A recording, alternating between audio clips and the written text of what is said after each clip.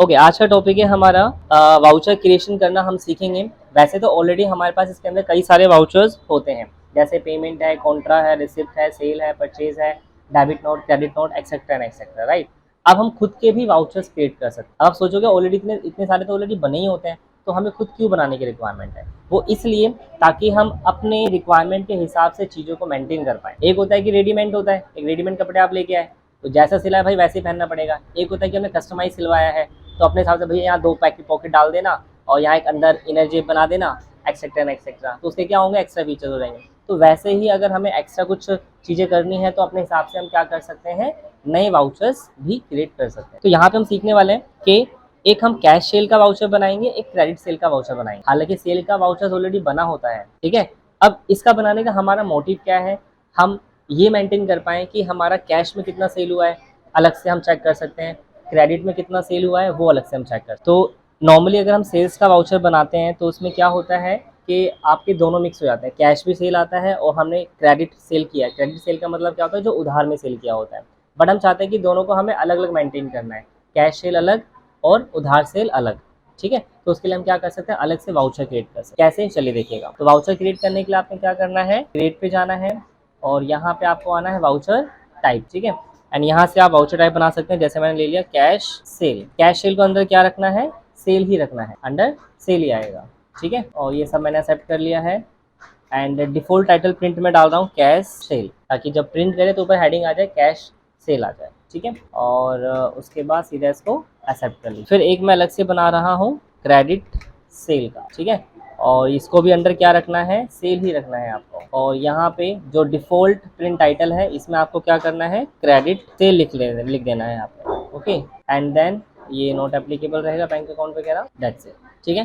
तो ये हमने 2 अलग से वाउचर्स क्रिएट। तो क्या करना है, आपने बैक आना है अब, ठीक है। सबसे पहले हमने क्या किया, क्रिएट में जाकर के हमने 2 वाउचर्स क्रिएट कर ले यहाँ से वाउचर टाइप में जाकर, ठीक है। अब हम इसके अंदर सीधा एंट्री कर सकते हैं। एंट्री करने के लिए कहाँ जाना होता है, वाउचर्स पे, ठीक है। वाउचर्स पे जाओगे और अब आपको सेल के लिए क्या प्रेस करना होता है, F8। तो F8 करेंगे तो आप देखोगे यहाँ पे 3 चीज़ आ गई हैं। एक तो नॉर्मल सेल तो था ही था, 2 और आ गया, क्या है, कैश सेल और क्रेडिट। अब इससे फ़ायदा क्या होगा, जब भी हमें नगद सेल करना होगा तो हम यहाँ पे कैश सेल पे जाएंगे, एंटर कर देंगे, ठीक है। तो ऊपर क्या आ जाएगा, आपका कैश सेल लिखा हुआ आ गया, जबकि नॉर्मल पहले क्या आता था, सेल आता, ठीक है। किस डेट को सेल कर रहे हैं, मैं 1 सितंबर को सेल कर रहा हूँ, ठीक है। पार्टी नेम कैश है, यहाँ से कैश ले लोगे आप। और प्राइस लिस्ट वाला एप्लीकेबल करना है तो कर लो, अदरवाइज नॉट एप्लीकेबल। ये नॉट एप्लीकेबल, सेल के अंदर सेल है। क्या सेल कर रहे हो, हम सेल कर रहे हैं एक्सरसाइज बुक इस गोडाउन से, जनकपुरी से। और कितने, 10 दर्जन, 1 दर्जन का रेट है 100 रुपये, ठीक है। और क्या सेल कर रहे हो, और हम साथ ही साथ सेल कर रहे हैं रजिस्टर डेल्टा 280 पेज, किस गोडाउन से, किस गोडाउन से, ये हम मेन लोकेशन से। कितना, ये भी 10 दर्जन हम सेल करें। कितना है इसका, 200 रेट है इसका, ओके। डिस्काउंट देना है तो डिस्काउंट दे सकते हैं, इस तरीके से आप सेल कर सकते हैं। एंटर, एंटर, इसको एक्सेप्ट कर लो सीधा आप, डन। तो ये कैश सेल हो गया। अब मैंने किसी पार्टी को उधार में सेल किया है, ठीक है। तो उधार के लिए क्या करना है, दोबारा से आपको F8 करना है और यहाँ पे क्रेडिट सेल ले लेना है। एंटर कर दिया। पार्टी नेम क्या है, पार्टी भी मैं एक नया क्रिएट कर लेता हूँ यहाँ से, सुमन ट्रेडर। अंडर क्या आ जाएगा, अब हम इसको सेल कर रहे हैं तो ये क्या होना चाहिए, सन्ड्री डेटर्स, राइट। तो एक्सेप्ट कर लीजिए, एक्सेप्ट। प्राइस इज फिलहाल नॉट एप्लीकेबल, सेल अकाउंट। क्या सेल कर रहे हो इसको, सैमसंग का, किस गोडाउन से, मेन लोकेशन से, 1 क्वांटिटी, रेट आ गया, ठीक है। तो ये हम क्या करें, उधार सेल कर रहे हैं इसका, ठीक है। एंटर, और कुछ भी डालना है वो डाल दीजिए, अदरवाइज सीधा एक्सेप्ट कर लो। अब इससे फ़ायदा क्या होगा, कैश सेल अलग मेंटेन हो जाएगा, क्रेडिट सेल यानी उधार सेल अलग मेंटेन। कैसे, आपको चेक कैसे करना है, उसके लिए आपको डे बुक में आना है। डे बुक की शॉर्टकट की क्या है, DD प्रेस करना आपने, राइट।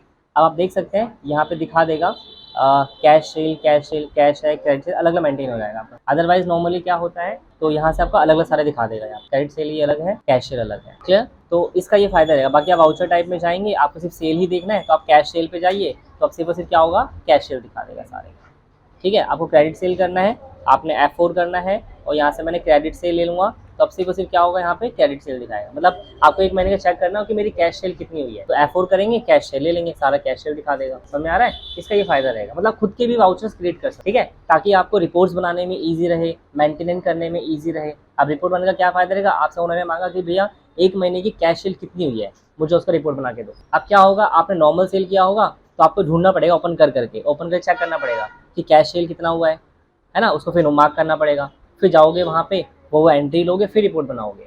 लेकिन इससे फ़ायदा क्या हो जाएगा कि एक बार में सारा कैश सेल आ जाएगा और फिर उन सब का एक बार में रिपोर्ट बना सकते हैं, मतलब पीडीएफ बना सकते हैं, या मेल कर सकते हो या प्रिंट कर सकते हो। बता था ना डे बुक का, अगर डे बुक का नहीं याद है तो डे बुक की वीडियोस देख लेना, वहाँ पे एक्सप्लेन किया हुआ सारे ए टू जेड।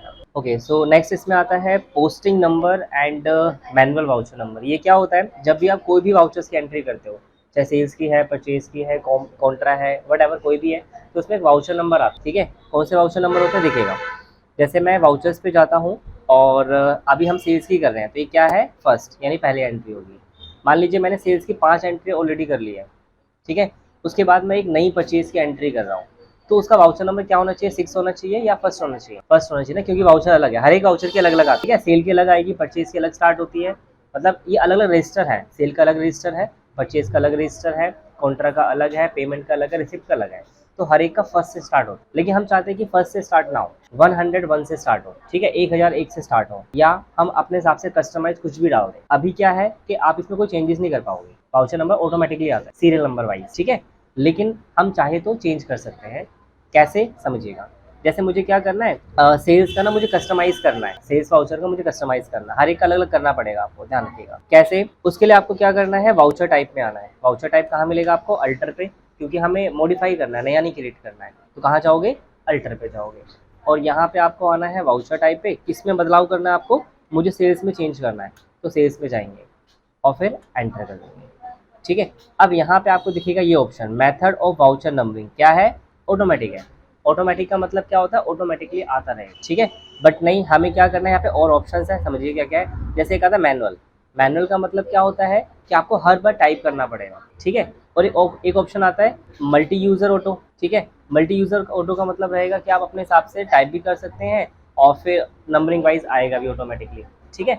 तो ये मतलब अपने हिसाब सेटअप करने के लिए। और ऑटोमेटिक मैनुअल ओवरराइड का मतलब क्या रहेगा, आप मैनुअली भी ऐड कर सकते हैं, और जैसे इसमें ऑप्शन पूछेगा मैनुअल में, तो क्या होगा कि आपको हर बार डालना पड़ेगा। मान लीजिए आपने पहले एक परचेज की एंट्री की, 1 होगी, ठीक है, फिर आप दोबारा एक और परचेज की कोई एंट्री करते हैं, तो वो अपने आप क्या आएगा, 2 आएगा, किसके अंदर, ऑटोमेटिक के अंदर। लेकिन अगर मान लीजिए मैंने मैनुअली लिया है, तो फिर आपको चेंज करना पड़ेगा हर बार।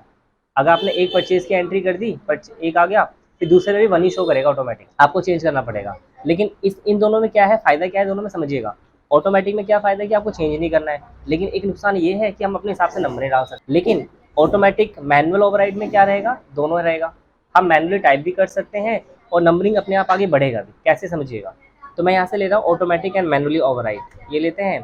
और उसके और भी पैरामीटर्स है, आपको कोई डुप्लीकेट वैल्यू भी करनी है, डुप्लीकेट वाउचर्स नंबर भी एंटर करना है तो यस कर दो, और कोई एडवांस कॉन्फ़िगरेशन आपको करना है, इसको भी यस करके फिर आप और भी चीज़ सेट कर सकते हैं कि नंबरिंग कहाँ से स्टार्ट हो। हम चाहते हैं कि 101 से स्टार्ट हो, तो 101 यहाँ डाल देंगे, ठीक है।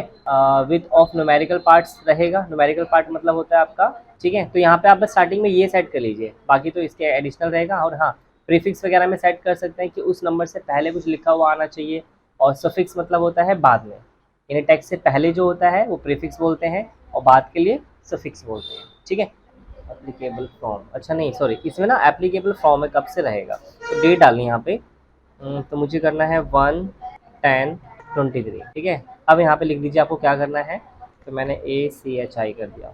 फिर ऐसे सुफिक्स में आपको कुछ डालना है, बाद में कुछ डालना है तो वो डाल सकते हैं, ठीक है। फिलहाल मैं स्टार्टिंग में डाल रहा हूँ और इसको हमने एक्सेप्ट कर लिया सीधा, बस और कुछ नहीं करना है। बस आपको यहाँ से इस ऑप्शन का मतलब है पोस्टिंग नंबर अपने हिसाब से आपको ऐड करना है, ठीक है। ये करने के बाद इसको एक्सेप्ट कर लो, कंट्रोल A कर दो आप। अब आप आइए, ये हमने किस में किया था, सेल में किया था, राइट। तो आप सेल पे जाइएगा, नहीं यहाँ से नहीं, आपको बैक आना है वाउचर्स पे, और मैं 1 अक्टूबर को सेल कर रहा हूँ, F2 1/10/23। ये देखो अब यहाँ पे क्या हो रहा है, आप देख सकते हैं अचीवर्स 1 आ गया है आपका। आपको आगे ऐड करना है, आगे चेंज करना है, तो आगे जाइए आप कर्सर को, और जो भी आपको रखना है वो आप रख सकते हैं।